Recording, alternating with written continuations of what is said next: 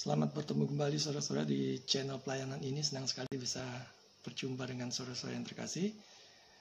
Hari ini kita akan membahas tentang satu ayat yang sangat populer, sangat terkenal, dan menjadi salah satu ayat yang sangat penting di dalam perkabaran Injil.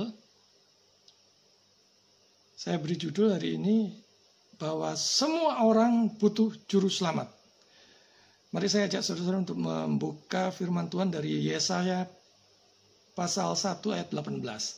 Yesaya pasal 1 ayat 18. Ayat ini tentunya sudah banyak yang familiar. Yesaya 1 ayat 18. Marilah, baiklah kita berperkara. Firman Tuhan. Sekalipun dosa memerah seperti kirmisi, akan menjadi putih seperti salju. Sekalipun berwarna merah seperti kain kesumba, akan menjadi putih seperti bulu domba. Hari ini kita berbicara tentang dosa. Ya, dosa. Siapa yang tahan mendengar tegurannya? Siapa yang tahan mengakuinya? Siapa yang tahan untuk berbagi kesaksiannya? Apalagi itu kalau suatu dosa yang besar, yang sangat-sangat memalukan, yang sangat dibenci oleh orang banyak. Saudara-saudara yang terkasih, rasa berdosa membuat diri seseorang merasa tidak layak, baik di hadapan Allah dan manusia. Seringkali hati nurani seseorang itu menegur. Seringkali susah untuk dihindari ataupun disembunyikan. Dosa-dosa menghantui setiap orang. Kalau kita renungkan untuk satu hukum ini saja, yaitu kasihlah Tuhan Allahmu dengan segenap hatimu. Kalau kita mau jujur, bahwa untuk satu hukum ini saja, setiap detik manusia telah berbuat dosa. Dari kita lahir, sampai sekarang ini, berapa dosa yang sudah kita buat? Bisakah kita yang begitu menjijikkan ini, selamat dengan cara kita sendiri, dengan perbuatan-perbuatan baik kita sendiri? Bisakah kita selamat dengan perbuatan-perbuatan baik itu yang kita anggap sebagai perbuatan yang luar biasa, yang dahsyat dan sebagainya? Mustahil, saudara. Dan jangan mimpi. Di sini terlihat tantangan Tuhan melalui Nabi Yesaya kepada umat Israel, kepada bangsa Israel. Karena kedegilan hati Israel, ketegar tengkukan hati mereka, betapa tegar tengkuknya bangsa ini, maka melalui Nabi Yesaya, Tuhan memberikan tantangan. Dikatakan di sana, datanglah sekarang dan mari kita bernalar bersama. Kalau di LAI, mari kita berperkara. Dari waktu ke waktu, Allah mengizinkan manusia untuk bernalar dengannya. Kalau kita renungkan, beraninya mereka berdebat, berperkara, berselisih, berbantah-bantahan dengan Allah. Kata ayo, datanglah sekarang dan marilah kita bernalar bersama. Ini adalah cara di mana orang-orang munafik itu harus diperlakukan. Karena mereka dengan berani telah memasuki perselisihan dengan Allah. Dan alasan-alasan mereka tidak ada akhirnya. Selalu ada alasan. Dia mengatakan kepada mereka bahwa jika mereka memilih untuk berdebat, dia akan sama-sama siap di sisi yang lain. Aku tidak menolak untuk berselisih denganmu, karena hasilnya adalah untuk menunjukkan bahwa itu adalah ketegar tengkukanmu sendiri yang mencegah rekonsiliasi yang terjadi di antara kita. Saudara yang terkasih, bukankah kita juga sering berbantah-bantahan dan banyak alasan kepada Tuhan dalam banyak hal? Betapa kurang ajarnya berdebat, berargumentasi dengan Tuhan, mengatur-atur Allah, memberitahu Allah di dalam doa-doa, memperlakukan Tuhan seperti jongos yang harus menurutin apapun yang dia mau. Dan di sini Nabi Yesaya memberikan suatu teguran terhadap kemunafikan bangsa Israel. Ketika para nabi menegur kemunafikan manusia, mereka menggunakan berbagai macam cara-cara penyampaian. Kadang-kadang mereka mengeluh bahwa Sabat telah dinajiskan. Kadang-kadang mereka mengatakan bahwa manusia tidak memanggil Tuhan. Tetapi sebagian besar mereka, para nabi itu, mengecam penyembahan berhala dan mengangkat suara mereka melawan tahyul-tahyul. Kalau kita lihat di sini bahwa tindakan kesalehan tidak ada nilainya jika bukan dari hati nurani yang baik ataupun yang benar di mata Tuhan. Tindakan kita tidak ada nilainya di hadapan Allah ketika tindakan itu tidak berasal dari hati nurani yang baik. Dan ketika kita miskin dari rasa takut akan Allah atau tidak takut terhadap Allah. Ketakutan ini kadang-kadang mereka tunjukkan dengan memanggil nama Tuhan. Kadang-kadang dengan memelihara hari Sabat. Dan kadang-kadang dengan tindakan-tindakan yang lainnya, kesalehan yang lainnya. Perbedaan antara ibadat yang sejati dan kemunafikan yang paling jelas dan nyata ditunjukkan melalui tugas-tugas kebaikan di dalam persekutuan persaudaraan. Dan harus dipastikan apakah mereka takut akan Tuhan atau tidak. Dan untuk inilah Nabi Yesaya datang memperingatkan bangsa Israel. Nabi Yesaya ingin mengembalikan Israel. Dan para nabi berusaha mengembalikan orang-orang munafik itu kepada Allah. Ibadat yang sejati kepada Allah. Dan ketika mereka memberikan suatu korban, mereka menunjukkannya melalui buahnya. Orang-orang munafik sering menolak untuk diperdamaikan dengan Allah. Dia puas dengan kebersihan hati. Dan jika terlepas dari kebersihan hati ini ada pelanggaran, dia memaafkannya. Dan membebaskan mereka yang telah memprovokasi dia. Di zaman Yesus, kalau kita melihat di dalam kitab suci, terlihat jelas bahwa kemunafikan sepertinya adalah suatu dosa yang paling dikecam oleh Yesus. Mengapa? Karena mereka tahu kebenaran. Mereka menyuruh orang lain melakukannya. Tetapi mereka sendiri melanggarnya. Atau bahkan memberikan suatu pengaturan yang tidak ada di dalam kitab suci. Baik itu melebih-lebihkannya atau bahkan menguranginya. Kita melihat ini berita yang luar biasa. Betapapun hebatnya dosamu, Tuhan siap untuk mengampuni. Ini lantas bukan untuk mainan. Kalau saudara sudah beroleh anugerah terbesar, maka saudara tidak lagi hidup bermain-main dengan dosa. Ada pengudusan, ada buah-buah, dan terus berjuang mengatasi kelemahan daging. Dan hidup memuliakan Tuhan. Semua perbuatan baik itu datangnya dari Dia. Semua perbuatan baik itu bukan untuk ke surga. Tetapi semua itu membuktikan bahwa saudara sudah diselamatkan di dalam Kristus. Karena itu, maka saudara bisa berbuat baik. Itu bedanya orang di dalam Kristus dengan orang di luar Kristus. Kita melihat di sini ditegaskan, digambarkan merah seperti kirmisi.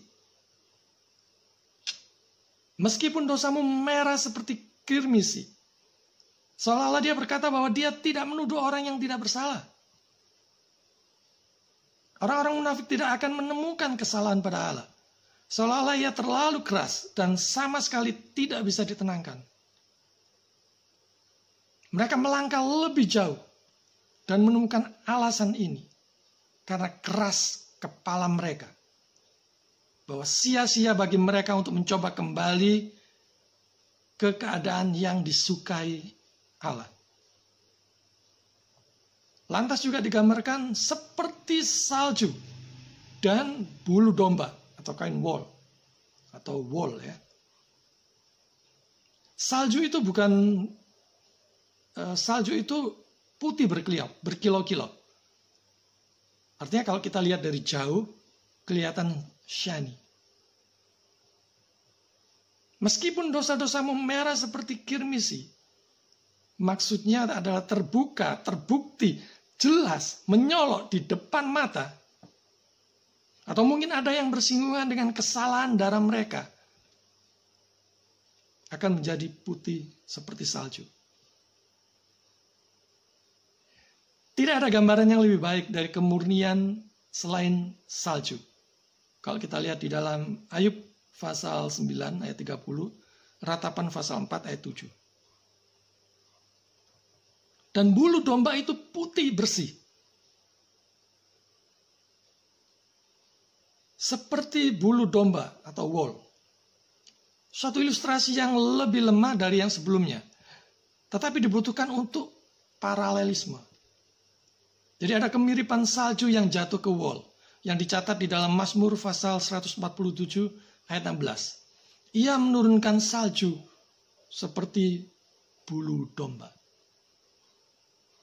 Nah, kita di sini melihat betapa luar biasanya belas kasihan. Belas kasihan Tuhan memancar kepada wujud belas kasihan umatnya. Belas kasihan adalah bukti dan bukti kesalahan sejati. Itu menyenangkan Tuhan. Karena itu adalah ungkapan yang sejati dari kasih di mana kita berutang kepada sesama manusia. Tetapi korban yang menyenangkan bagi Tuhan. Adakah kita juga berbelas kasihan kepada yang kekurangan, baik yang kekurangan dalam hal-hal materi ataupun kekurangan di dalam hal kurang pengertian dalam hal firman Tuhan? Adakah kita juga berbelas kasihan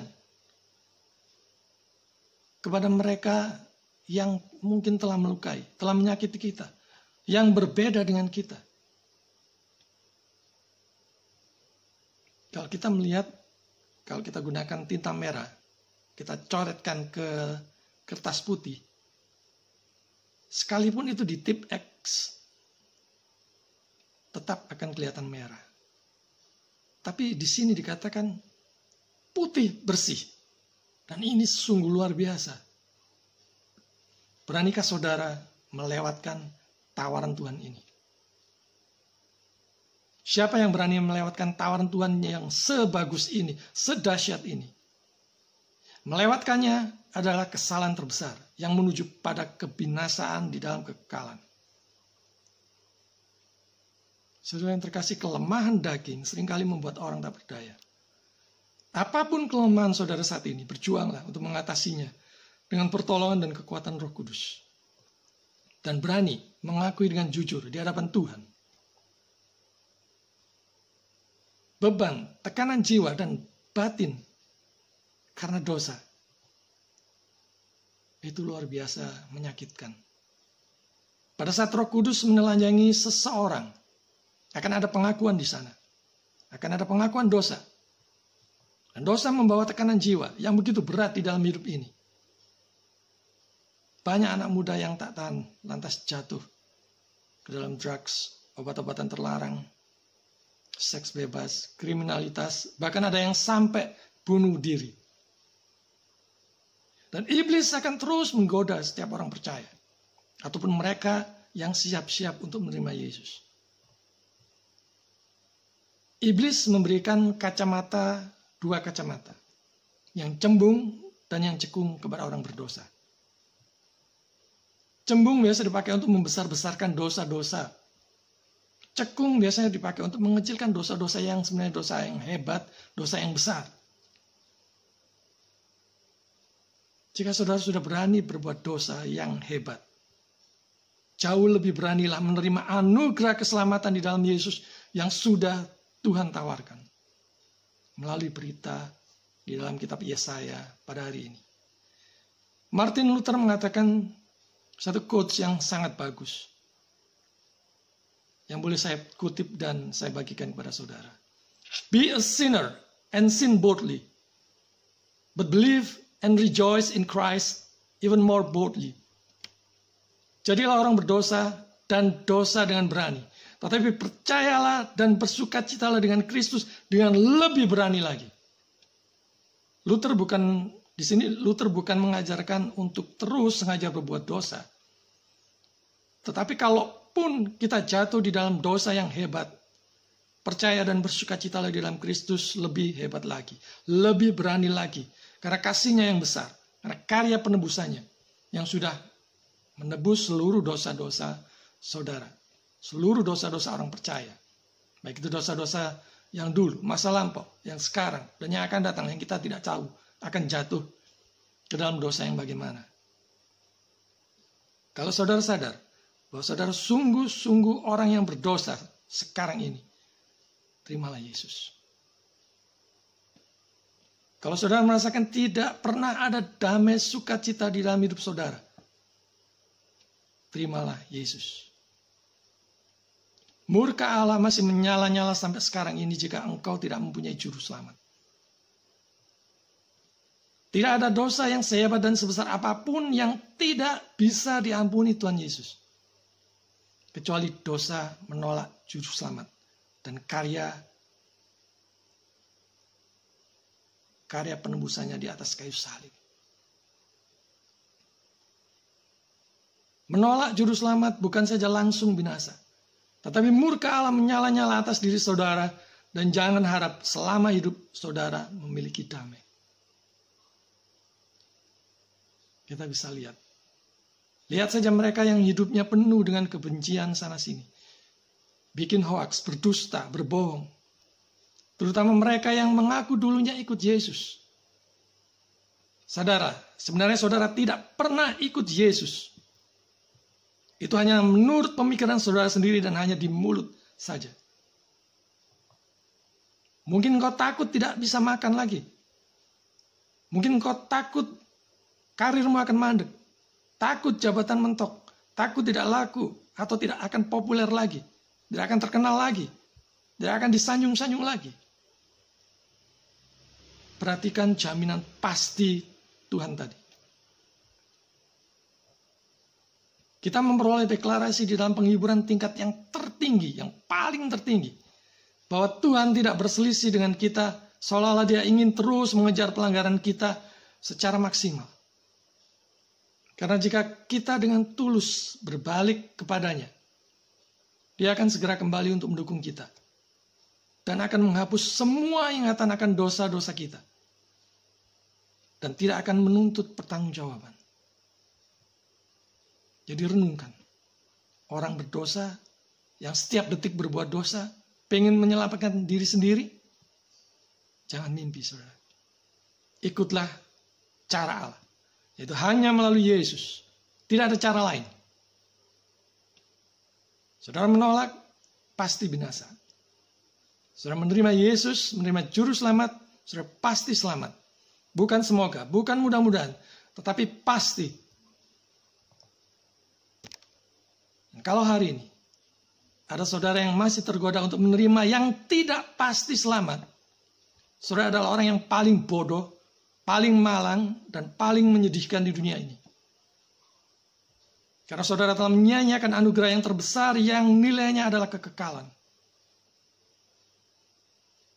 Kalau saudara merasakan kekosongan yang begitu besar di dalam hatimu sekarang ini, terimalah Yesus. Bertobatlah. Datanglah dengan hati yang hancur kepada Tuhan. Dosamu diampuni. Datanglah kepada Yesus. Terimalah keselamatan darinya sekarang juga. Tuhan memberkati saudara.